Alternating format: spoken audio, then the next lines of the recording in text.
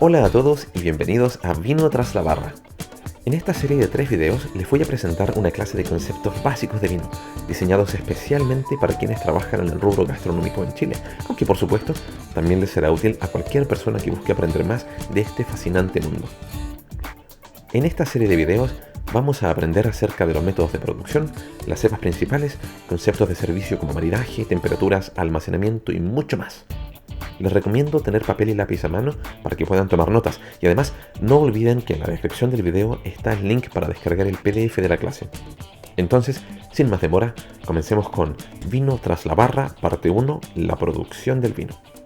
La primera parte que ustedes pueden ver ahí es la selección de las uvas. Las uvas tienen que ser recogidas, ¿cierto? Desde la vid, desde la planta, ya sea de manera manual o con el uso de alguna máquina. Una vez que tenemos las uvas, estas se llevan hacia la bodega para ya empezar el procesamiento. En la bodega tenemos acá el paso número 2 que pueden ver, donde dice el despalillado y el estrujado. En el despalillado, básicamente lo que estamos haciendo es separar cada uva, quitarla del racimo, sacar el racimo, porque el racimo en realidad no lo necesitamos, salvo algunos casos muy particulares. Entonces, en el despalillado lo que hacemos es separar uva por uva. Antiguamente se hacía a mano, hoy en día, por supuesto, se hace a través del uso de máquinas. Una vez que ya tenemos todas las uvas, una por una, todas separaditas, vamos con la parte del estrujado. Y básicamente el estrujado es, si se acuerdan de las imágenes antiguas de cómo se hacía el vino en Chile, cuando ustedes veían a las personas estas pisando las uvas con los pies. Eso es el estrujado. Lo que están haciendo es romper la uva para poder extraer el jugo. ¿Ya? Entonces, cuando ya tenemos la uva, aquí, a la que ya la presionamos, la estrujamos para poder extraer el jugo, toda esa mezcla de piel y de jugo pasa al tanque de fermentación y de maceración. Esto aplica para el vino tinto y para el vino blanco va a ser diferente y lo vamos a ver en un segundo, ¿ok? Em, Cuando ya tenemos esta mezcla entonces de pieles de uva con jugo, la llevamos al tanque de maceración y fermentación. Y es ahí donde tenemos dos procesos que van ocurriendo. El primero de ellos es el proceso de maceración, donde obtengo el color que va a tener mi vino al fin y al cabo. ¿Ya? Acá hay que hacer un paréntesis importante, porque si ustedes ven, por ejemplo, en mi copa de vino, el color que tiene este vino no es el color original del jugo de la uva. De hecho, si alguno de ustedes tiene uvas en la casa, les recomiendo, tomen una, presionenla con los dedos y van a ver que el color del jugo que extraen no es el color del vino. De hecho, es casi transparente. Y es un hecho que el jugo de uva tiene ese color casi transparente. El color que vemos en la copa de vino en realidad viene de la piel de la uva, no del jugo. Entonces, es por eso la importancia de este paso de la maceración, porque al dejar en contacto la piel de la uva con el jugo, estoy entregando toda esa característica de color que al final voy a necesitar.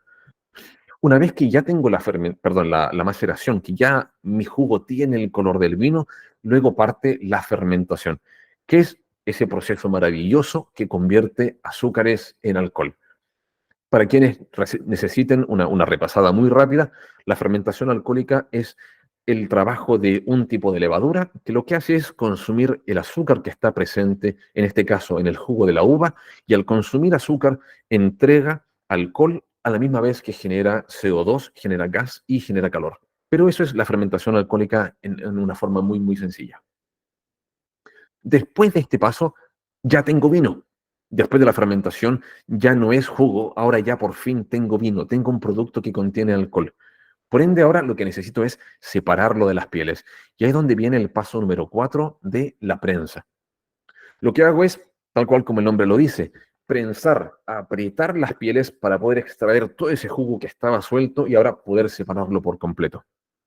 En el paso número 5 voy a tomar todo este jugo, que ahora ya está libre de las pieles, y lo llevo a la guarda, al almacenamiento o al añejamiento también, como se le dice. En este caso, el productor tiene la opción de guardar su vino, de hacerlo añejar, de darle una pequeña oxigenación para que el vino vaya madurando a través de los años. Em, Cada vez que pensamos en un guarda, la imagen que más se nos viene a la cabeza es la de una barrica de madera, ¿cierto? Pero en realidad la guarda se puede hacer en otro tipo de contenedores o de otras formas. Pero pensémoslo así. Después de la prensa, entonces, cuando ya tengo mi vino en versión líquida, por decirlo así, lejos de las pieles, pasa por la guarda. Ahora, también el paso de la guarda es un paso opcional. No todos los vinos tintos tienen guarda, ¿ya? Ojo aquí también, esto lo hace súper importante. No todos los vinos tintos van directo a la guarda. El añejamiento es uno de los pasos más caros de la producción del vino. Si, por ejemplo, yo quiero que mi vino tenga un montón de sabor a barrica, voy a tener que usar barricas nuevas. Una barrica nueva, una sola barrica nueva, cuesta aproximadamente $1000.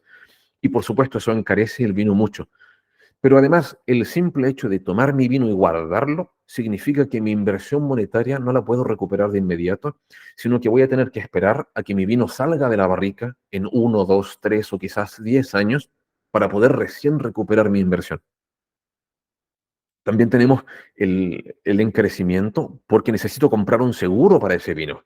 Si tengo el vino guardado en mi bodega y mi bodega se incendia, de hecho que lamentablemente pasó hace un par de semanas en Chile, si mi bodega se incendia, obviamente pierdo toda mi inversión. Entonces necesito contratar una aseguradora para que asegure mis barriles. Entonces, la parte de la guarda es opcional, número uno. Es importante entender que es opcional, que no aplica a todos los vinos. Y número dos, es una de las etapas más caras del proceso. Perfecto, entonces, ya sea que mi vino tuvo guarda o no, lo que continúa después es simplemente el embotellado. Llega la hora de tomar el vino, ponerlo en la botella y ponerlo a disposición del público. Perfecto. Ahora, esto es la producción de una forma muy resumida para el vino tinto. Y ahora la vamos a ver entonces para el vino blanco. ¿Ya? Y van a notar que de hecho se parece muchísimo. Partimos en el paso número uno con la selección de las uvas. Como les dije, ya sea de forma manual o a través de una máquina, traigo las uvas hacia la bodega. En la bodega hago el paso número 2, que sería el despalillado y el estrujado que ya vimos, ¿cierto? Perdón. Pero además, en el caso del vino blanco, aquí tenemos de inmediato la prensa. ¿Se acuerdan que la prensa antes la veíamos acá en el paso número 4? Ahora la prensa va justo después del estrujado. Entonces, tengo el despalillado, separé las uvas de cada racimo, luego tengo el estrujado, donde estoy apretando y rompiendo las uvas para extraer el jugo, pero esta vez no voy a dejar que el jugo entre en contacto con la piel de la uva. Voy a prensarlo y lo voy a separar de inmediato. Y esto tiene un par de razones científicas o un par de razones lógicas, por decirlo así.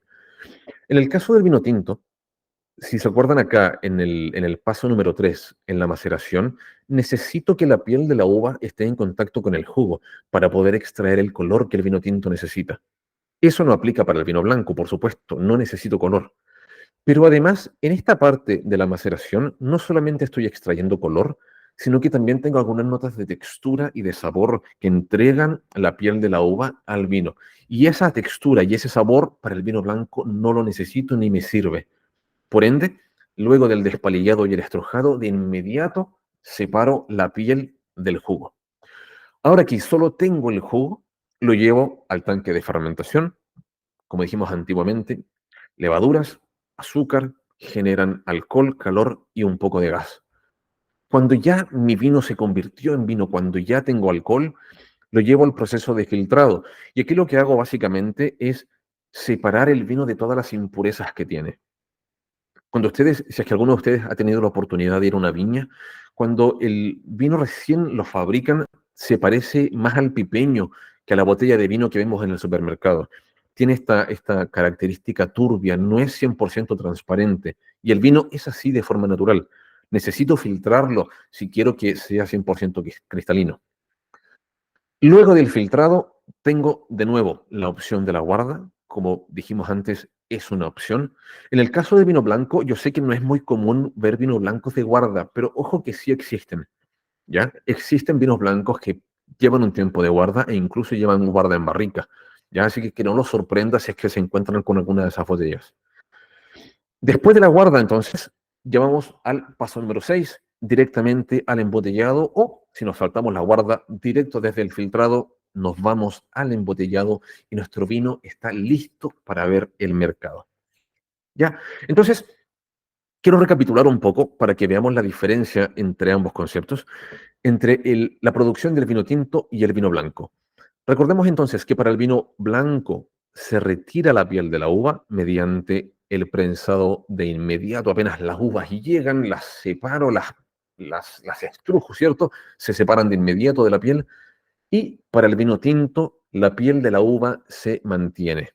¿Ya? Esto es importante que lo recuerden siempre, ya que es la diferencia esencial. Hay otras diferencias en la elaboración del vino blanco versus el vino tinto, pero esta es la más importante de todas, el contacto con la piel de la uva. ¿Ya? Y me voy a devolver a la otra pantalla para poder ver sus mensajes, porque ahora les tengo una pregunta. Si es que ya sabemos cómo se elabora el vino tinto y el vino blanco, entonces, ¿cómo se elabora el vino rosado, el famoso rosé? ¿A quién se le ocurre? Y les voy a pedir que me dejen aquí en los comentarios, que me escriban a quién se le ocurre entonces cómo se hace el vino rosado.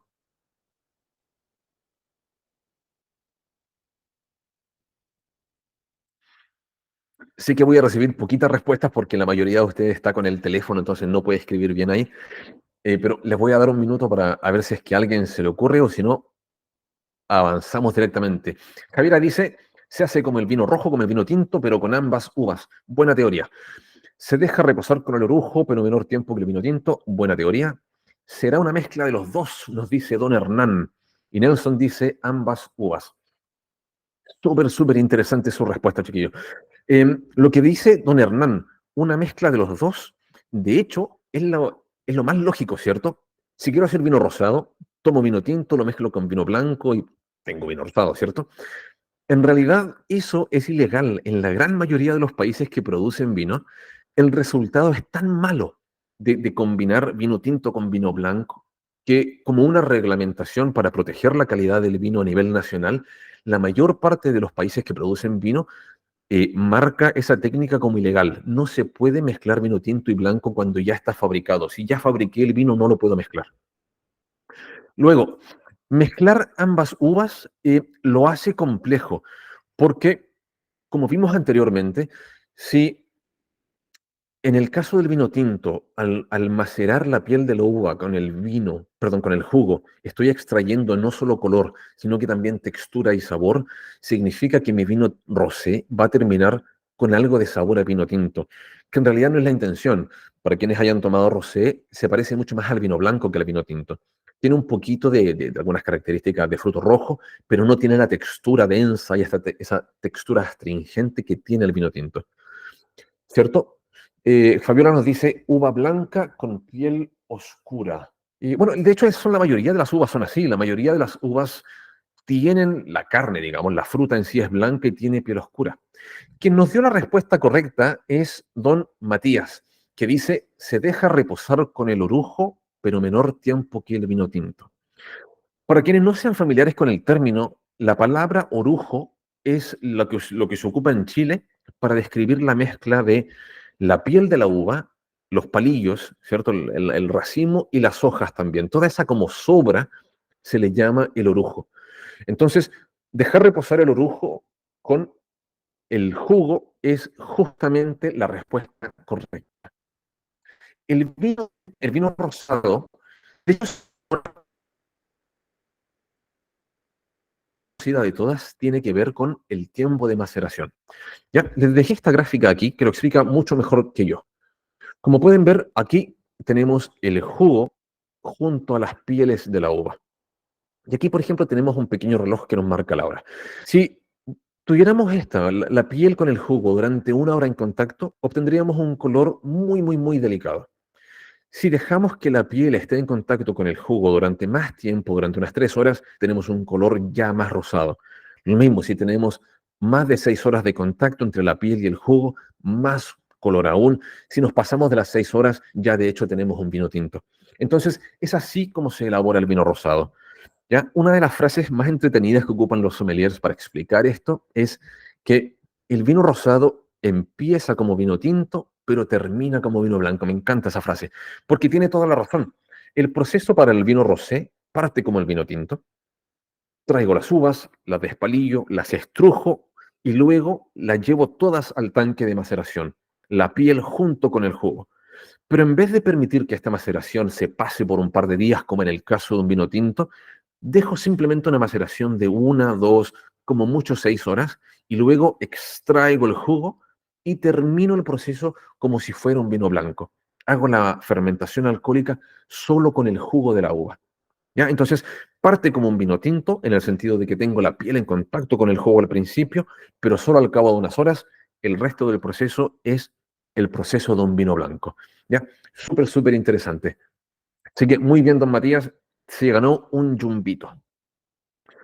Entonces, ¿dónde estoy? Tengo mi pequeño apunte acá al lado, perdón, para no equivocarme dónde estoy en la clase, ¿cierto? Déjenme ver. Ahora, ya habiendo terminado con la diferencia entre el vino blanco, la producción del vino blanco, la producción del vino tinto y la producción del rosé, cuéntenme, ¿les queda alguna consulta? Por favor, mándenme un mensaje. ¿Tienen alguna pregunta acerca de lo que he visto? Estoy seguro que van a haber escuchado otros términos que no mencioné, fermentación maloláctica o clarificación o ese tipo de cosas así. Es probable que las hayan escuchado y que yo no las haya dicho durante esta clase, pero como les dije, estoy tratando de hacer una versión simplificada de la producción del vino para que todos quedemos al mismo nivel y luego cuando hagamos una clase más avanzada podemos ya adentrarnos en la producción del vino con más detalles. ¿Ya? Entonces, estoy mirando la pantalla de los mensajes ahora, si es que alguien tiene alguna pregunta, si es que a alguien no le quedó algo claro acerca de la producción del vino blanco, tinto o del rosé. Parece que no, parece que estamos todos bien con la producción. Hoy está muy bueno ese vino, parece. Bien. Entonces, ya que no tenemos preguntas, seguimos avanzando directamente. Y vamos a avanzar con algo que muchos de ustedes me pidieron que mencionara, las cepas principales en Chile. ¿Ya? Es importante hablar de cuáles son las cepas, pero más importante aún es entender qué es una cepa. ¿Ya? Yo sé que para el 90% de ustedes la pregunta va a sonar demasiado básica, pero también sé que algunos de ustedes no van a saber qué es una cepa, a qué nos referimos cuando hablamos de cepas. Así que quiero que partamos desde ahí. ¿Qué es una cepa? ¿Ya? Y cuando hablemos de cepa, nos estamos refiriendo a una variedad, o también se ocupa el sinónimo de el varietal, a una variedad de uva que entrega cierto patrón de sabores y de aromas definidos. Perfecto, eso es una cepa entonces. Para que lo veamos de una forma un poco más técnica, vamos al cuadro que está a la derecha, donde dice Vitis vinifera. Ese nombre es el nombre científico de la vid, de la planta, ¿cierto? De la planta que nos entrega las uvas. La Vitis vinifera es una planta y solo una. Pero de esa Vitis vinifera tenemos decenas, de hecho en realidad son más de 1.300 diferentes variedades de plantas que pertenecen todas a la misma familia, ¿ya? Pinot Noir, Merlot y todas estas que nosotros llamamos cepas son variedades de Vitis vinifera, de la misma planta. Sé que cuesta un poquito entenderlo al principio, entonces permítanme que se los explique de otra manera que suene un poco más fácil. Si lo lleváramos, por ejemplo, a algo tan simple como manzanas. El árbol de manzanas es solo uno, ¿cierto? El árbol de manzanas es uno y no es el mismo tipo de planta que un árbol de naranjas o que un árbol de papas, por ejemplo. Las papas no crecen en árboles, se equivocó. Entonces, el árbol de manzanas es solo uno. Pero luego de ese árbol de manzanas tenemos variedades también, ¿cierto? Variedades como la manzana Fiji o la manzana Golden o la manzana roja o la manzana verde o como sea que se llamen.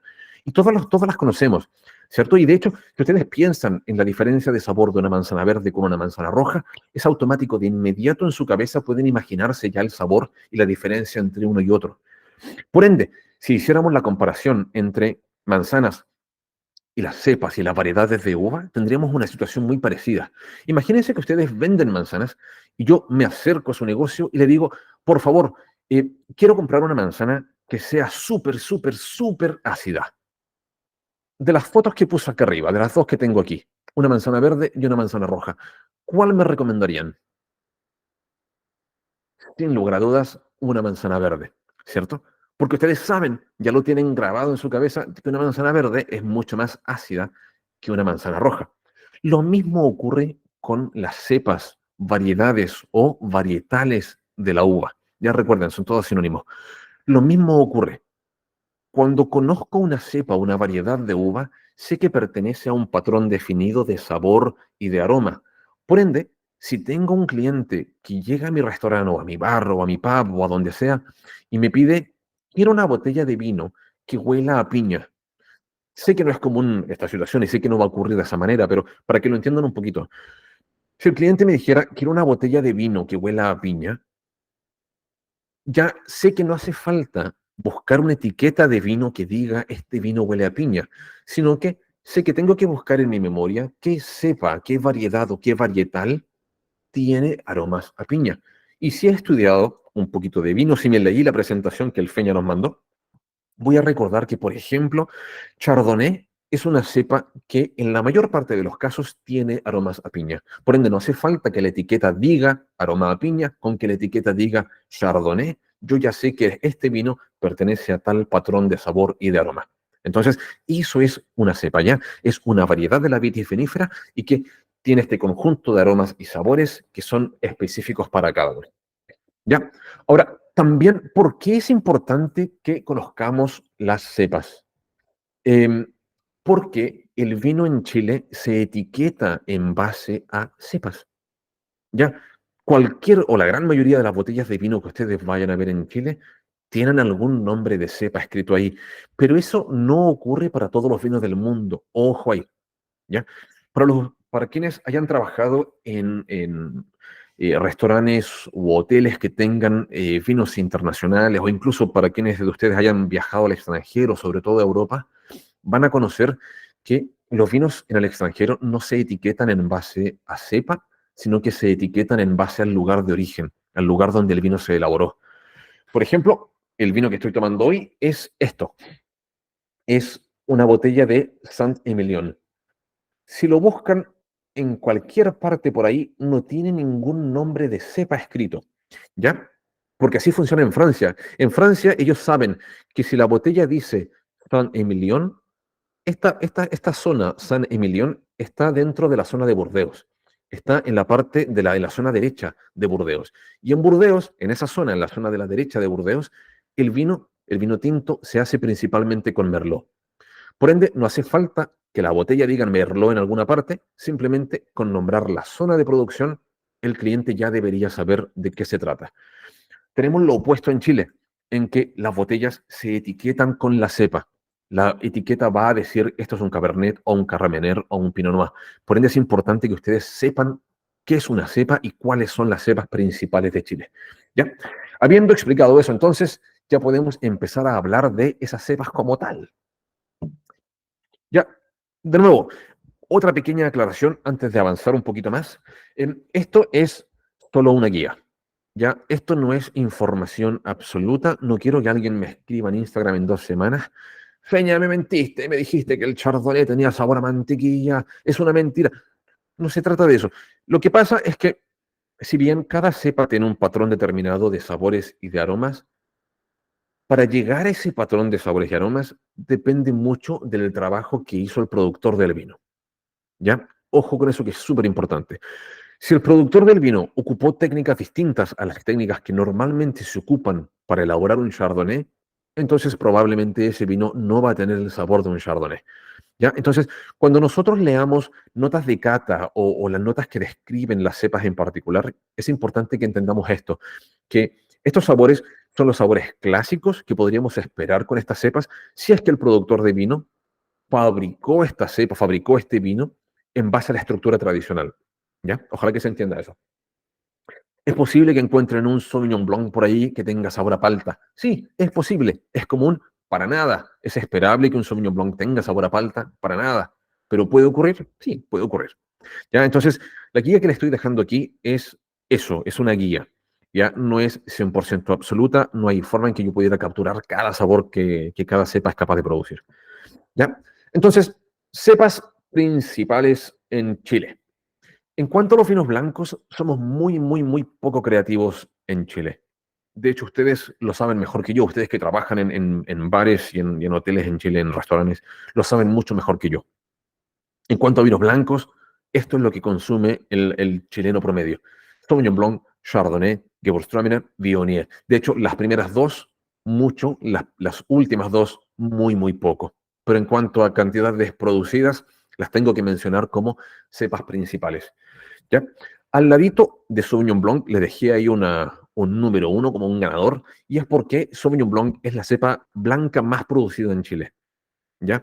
Es importante que esto nosotros lo sepamos porque, número uno, cuando nos toque elaborar una carta de vinos o si a ustedes les toca estar a cargo de eso, evidentemente van a haber muchos Sauvignon Blanc porque es lo que más se encuentra en cuanto a vinos blancos en Chile, pero también es importante que entiendan que los turistas cuando llegan a Chile y piensan en vino chileno, si están hablando de vino blanco, están pensando en Sauvignon Blanc, ¿ya? Así que ténganlo en mente que es la cepa más producida, la cepa blanca que más se produce en Chile. Para los santiaguinos, cuando uno toma la carretera en dirección a Valparaíso, por ejemplo, cuando uno va hacia la playa y pasa por Casablanca, todas esas viñas que se ven a la izquierda y derecha, la gran mayoría de eso es Sauvignon Blanc, ¿ya? Así que tengan en consideración que es una de las cepas principales de Chile. Ahora, en el caso de los vinos tintos, aquí tenemos un poquito de mayor variedad, ¿ya? Pero también somos muy tradicionalistas los chilenos en cuanto a los tipos de vinos que consumimos y de hecho los vinos que elaboramos. El primer lugar, de nuevo, se lo lleva otro Sauvignon y este es el Cabernet Sauvignon. Es la cepa número uno en cuanto a la cantidad producida y la cantidad de consumo en Chile. Ya es el vino que más tomamos los chilenos y es el vino que más se produce en Chile, el vino tinto que más se elabora, ya el Cabernet Sauvignon. Tenemos otros casos como el Merlot o el Syrah también, y tenemos el caso icónico del Carmener. Y aquí, para que no se estén quedando dormidos, les dejo otra pregunta. Estoy leyendo los mensajes para que me puedan responder. ¿Qué hace que el Carmener sea famoso como cepa? ¿O por qué sería importante que ustedes, como bartenders, jefes de bar y garzones chilenos, por qué es importante que ustedes conozcan el Carmener? Les dejo ahí un minuto para que me respondan en el chat.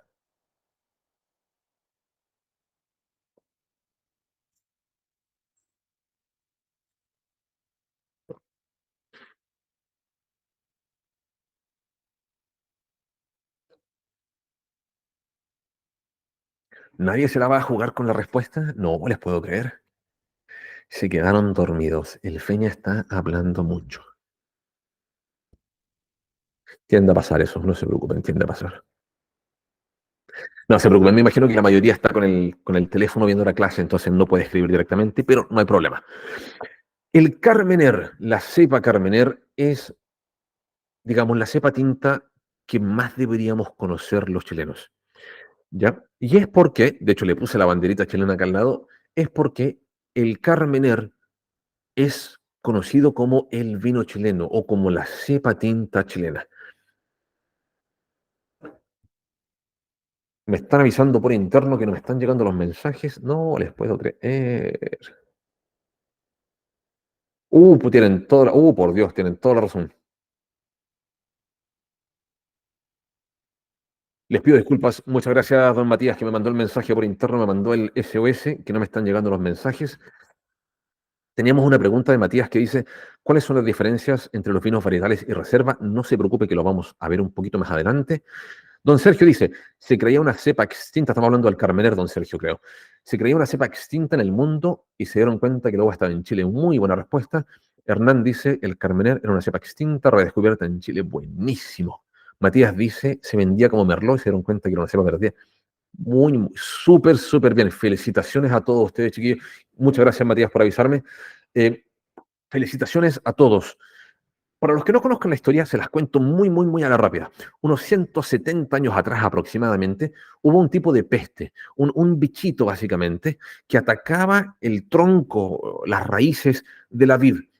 Y este bichito fue tan desgraciado que asesinó casi la gran mayoría de las viñas en todo el mundo, incluyendo muchísimas de las viñas de Europa, de Francia sobre todo. Ya, este bichito dañaba el tronco de la planta se moría directamente y se perdían totalmente todas las uvas. Y esto pasó con el 100% de las plantaciones de Carmener que había en Francia, que el Carmener es una cepa francesa, es una cepa de origen francés. Existía ahí, llegó esta peste, atacó las vides, la planta se murió, ya no existía más Carmener en el mundo. Pasaron un montón de años y Chile empezó a producir tremendas cantidades de vino, incluyendo Merlot. Éramos famosos a nivel mundial por la cantidad de producíamos, vendíamos Merlot como locos por todos lados.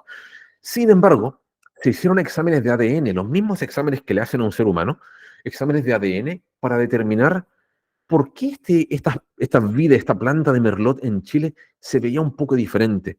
Y lo que descubrieron es que en realidad nunca fue Merlot y lo que en realidad teníamos nosotros era Carmener.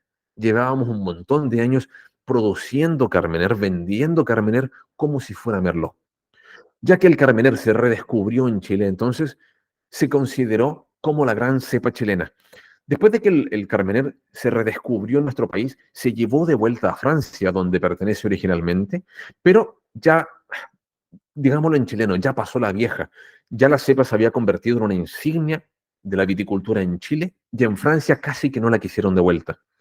El 99% de la producción mundial de Carmener hoy en día está en Chile y menos del 1% está en Francia. Y en Francia casi que no se produce con fin comercial. Imposible encontrar una botella de vino francés que diga Carmener. Como mucho, lo ocupan como una uva de mezcla para añadirla a otro tipo de vino. Pero ya el Carmener desapareció como vino francés y hoy en día es un vino chileno. ¿Por qué es importante para nosotros? Es importantísimo que lo conozcamos eh, porque los turistas sobre todo van a llegar con la idea de el vino chileno. Si ustedes le preguntan a un chileno acerca de vino tinto, esa persona le va a decir Cabernet Sauvignon, que es lo que más se consume. Pero recuerden que ante los ojos de nuestros clientes, Carmener es la cepa número uno, la cepa tinta chilena. ¿Ya? Así que súper bien con sus respuestas, chiquillos, se pasaron.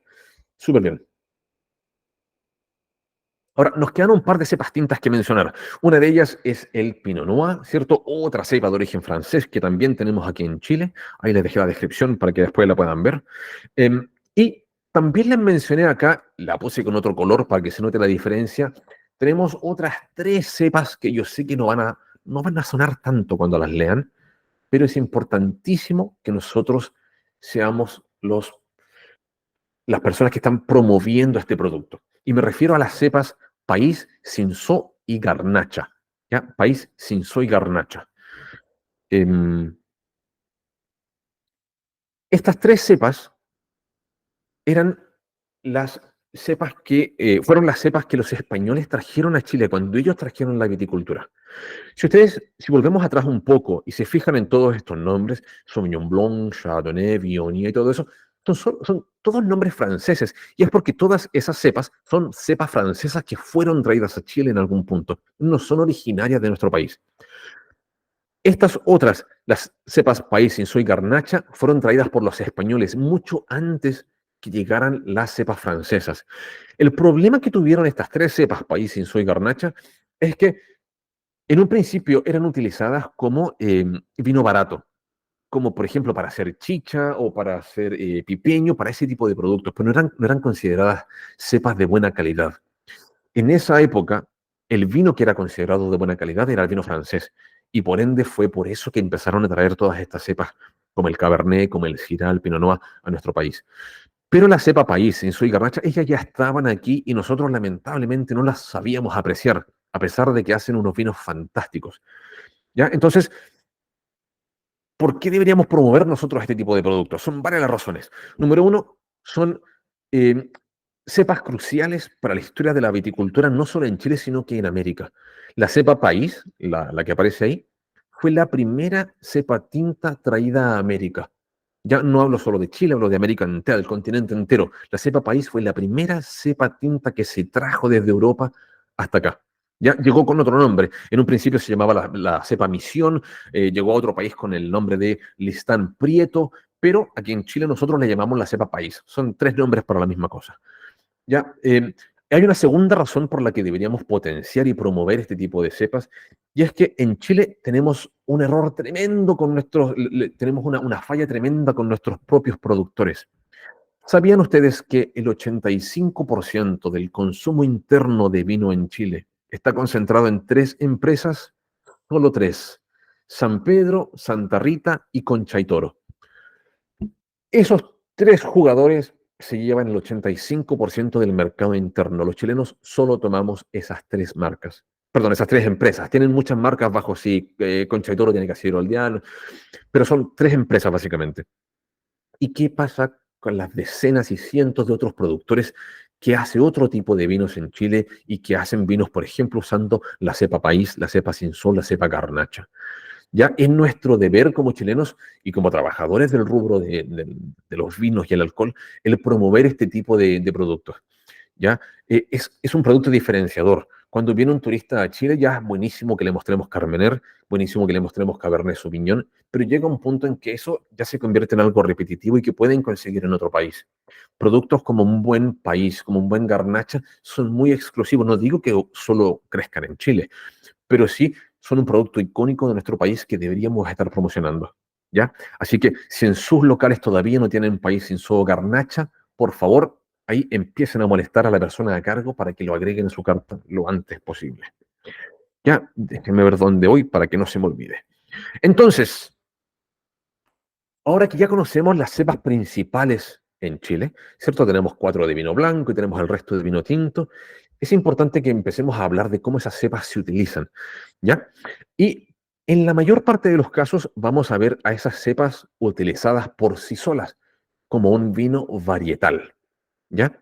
La definición de vino varietal es eso, es un vino que tiene solo una cepa. Como en este caso, por ejemplo, aquí les dejé la imagen para hacerlo un poquito más gráfico. Por ejemplo, Pinot Noir. Una botella de vino que es 100% Pinot Noir y no hay nada más que Pinot Noir dentro de esa botella. Quiero volver a la pregunta que hizo Matías, porque esto es una pregunta clásica, chiquillos. De verdad, no se sientan culpables si es que ustedes han hecho esa pregunta o tienen esa duda en la cabeza de qué es mejor, varietal o reserva. Es como decir, ¿qué es mejor, la Fanta o una bicicleta? Son dos términos que no tienen relación entre sí, ¿ya? El vino varietal no habla de calidad, no habla de añejamiento, solo habla de cantidades de cepas. Un vino varietal, entonces, como dijimos, es un vino que tiene solamente una cepa dentro de la botella. Por ende, no es mejor ni peor que un vino reserva, es una clasificación completamente diferente. Si quisiéramos ahondar en esto del vino varietal, el opuesto del varietal en ese caso sería el ensamblaje, ¿ya? Que es un vino que acumula más de un tipo de cepa. Como por ejemplo, en la foto que les puse aquí, un vino que en una sola botella, en una solita botella como esta, tiene una mezcla de Cabernet Sauvignon, Merlot y Carmener. Eso es un ensamblaje, ¿ya? Ahora, ¿por qué se hacen ensamblajes? Y esto también nos sirve para dilucidar otra pregunta que, que es muy común de los ensamblajes son vinos malos. Nos dicen algunas personas del rubro creen que un ensamblaje es un vino malo, que la razón para mezclar las cepas es para esconder las fallas que tiene una cepa agregándole otra más encima.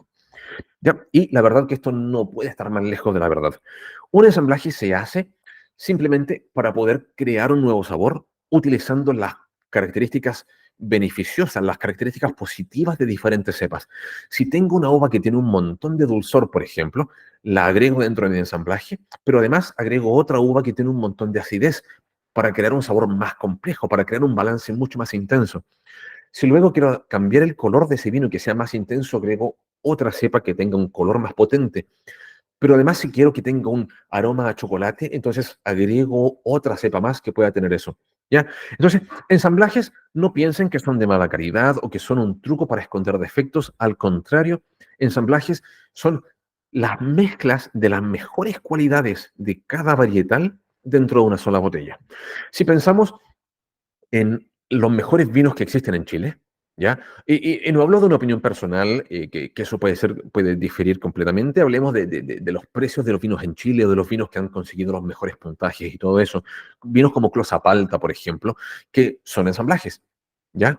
El Closapalta, por ejemplo, es una botella que puede costar 150.000, creo que 200.000 pesos chilenos hoy en día, y es un ensamblaje, ¿ya? Entonces no tiene nada que ver con ocultar defectos, es potenciar cualidades positivas en el vino.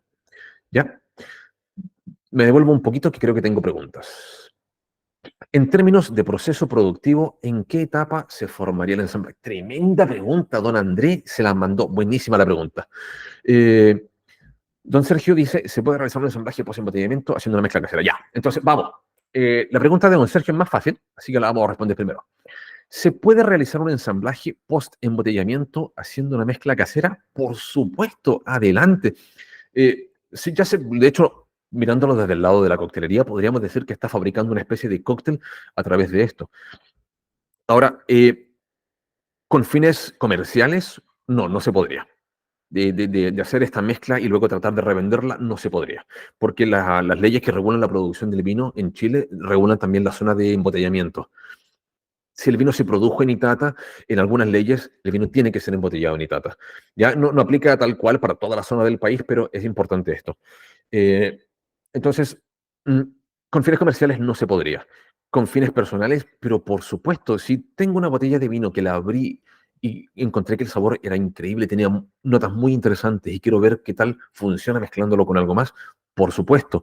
Si quiero hacer un cóctel con vino, por supuesto también, no hay ningún problema. Don Andrés nos pregunta, en términos de proceso productivo, ¿en qué etapa se forma el ensamblaje? Devolvámonos un poquito para atrás rápidamente y nos vamos a la parte de acá. Entonces, para hacer un ensamblaje tengo un par de alternativas. La alternativa más viable desde el punto de vista comercial es hacer la mezcla después de la guarda. ¿Ya? Hago todo el proceso, pasos número 1, 2, 3, 4, 5, de manera independiente, cada cepa por sí sola. El Cabernet por un lado, el Merlot por el otro, o lo que yo sea que vaya a usar. Todo por separado. Cuando los vinos ya pasaron por todos los procesos hasta el número 5, incluso la guarda, luego es cuando hago la mezcla. Y esto es lo mejor en términos comerciales. Para poder, por ejemplo, la ley en Chile nos pide que el etiquetado, si tengo un ensamblaje, que el etiquetado diga las cantidades de cada uva en sus porcentajes de, digamos, de participación, ¿cierto? El 70% de Carmener, un poquito más de lo otro, no sé qué. Poniendo en términos comerciales, es mucho más viable hacerlo de esta manera y a la vez nos da muchísimo más control sobre la producción. Cuando el vino ya está 100% elaborado, después de la guarda y todo, puedo hacer análisis químicos que me dicen cuánta azúcar tiene el vino, cuál es el nivel de taninos, cuál es el nivel de acidez, cuál es el nivel de tal componente químico específico. Por ende, se convierte casi en una suma matemática de que tengo tales componentes químicos por un lado, me da ciertos números, los mezclo con esta otra que me da ciertos números y creo un ensamblaje. Si yo tomara la segunda alternativa, que también se hace de hacer una mezcla aquí, después del estrujado, entran todas las uvas juntas, las uvas de Merlot, Carmener, Cabernet, entra todo junto a la bodega, despalillo, estrujo y todo directo a la fermentación. El problema que tengo ahí es que estoy perdiendo el control sobre el proceso. La maceración de un Pinot Noir, por ejemplo, es muy distinta a la maceración de un Cabernet. La fermentación de un Cabernet es muy distinta a la fermentación de un Merlot. Por ende, si hago el proceso entero mezclando todo, estoy perdiendo ese control que tengo sobre cada cepa en individual. Todas las cepas se trabajan de maneras distintas. Ya, de hecho, las cepas se cosechan en fechas distintas. Ya, de hecho, esto de traer todas las cepas a la bodega, lo digo como un ejemplo, pero en realidad no es práctico, porque las cepas se cosechan de formas distintas, en fechas distintas. Entonces, el ensamblaje normalmente lo van a ver que se hace como parte final del proceso, después de la guarda y antes del embotellado. Y así se termina la primera parte de esta serie de videos. Ojalá que el material les haya gustado y espero que hayan disfrutado aprendiendo o recordando estos conceptos básicos del vino. Recuerden que la continuación de este video ya está disponible en el canal y además no olviden darle un like y suscribirse si quieren seguir acompañándome en mi travesía a través del vino y los cócteles del mundo. Un abrazo, nos vemos.